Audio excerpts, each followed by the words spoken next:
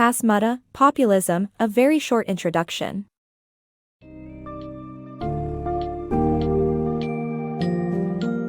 Embark on a riveting journey into the world of populism as we explore its key concepts, dynamics, and distinctions in Populism, a very short introduction. Dive into the intricacies of a populist worldview that bifurcates society into two opposing camps, the people and the elite. We'll address the diverse constructs of the people and how populist leaders identify and amplify the general will to gain traction.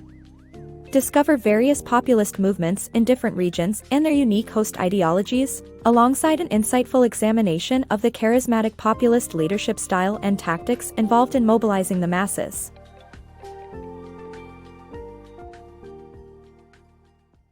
Understanding populism. Populism is a term that has been increasingly used in political and media discussions. It refers to a political worldview that separates society into two groups, the elite and the people.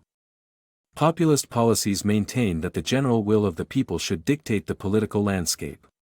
The people can either be viewed as a sovereign entity, a common socio-economic class, or a national community. In contrast, the corrupt elite are seen as an oppressive force that is against the will of the people.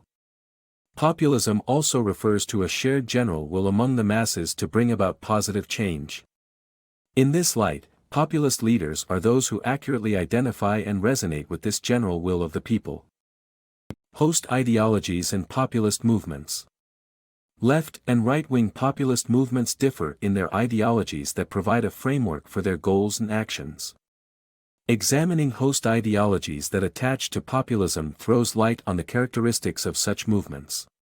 While left-wing Occupy Wall Street movement emphasized an inclusive populism that targeted the corrupt financial system in America, the right-wing Tea Party movement, on the other hand, relied on exclusionary and conservative host ideology and blamed the cultural and political elite for un-American policies. Local issues and geographic regions play a crucial role in shaping the characteristics of populist movements, yet the importance of host ideologies means that such movements can share a lot across different regions and contexts. Populist leaders and personalist leadership. Populist leaders have predominantly been male who use personalist leadership as a means to mobilize the masses against elites and gain political power. This leadership approach requires a personalist political vehicle and has been successful in Bolivia with Evo Morales' strong political party and grassroots social movements.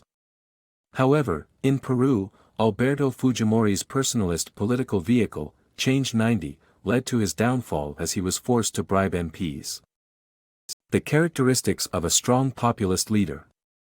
A strong populist leader must present themselves as a strong, independent leader, willing to break away from political norms. They emphasize their masculinity and use simple, coarse language to relate to common people. Populist leaders take advantage of insecure situations to upend the status quo, and use charisma to present themselves as savior-like figures.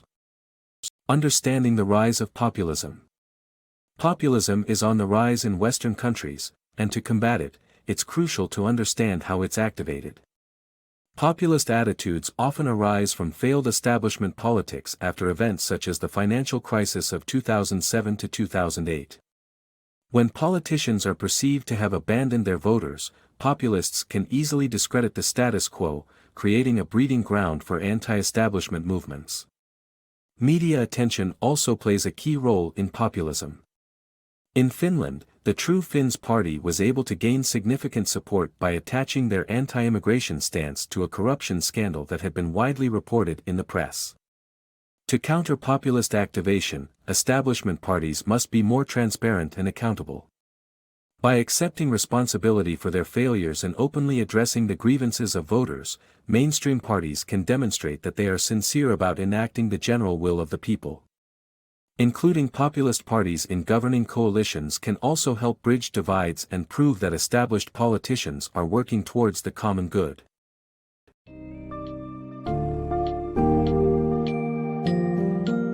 As we conclude our exploration of populism, we find how this political phenomenon arises from the perception of marginalized sections being neglected by established parties. The rise of populist movements around the globe can be attributed to failures of mainstream parties to address the people's concerns effectively. To mitigate and reverse the activation of populist attitudes, establishment parties must acknowledge their shortcomings and engage with the grievances of the electorate.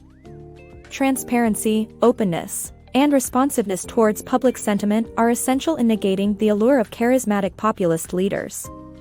By understanding and addressing the crux of populist discontent, the political landscape can foster a more inclusive and balanced system that caters to a wider spectrum of ideas and aspirations.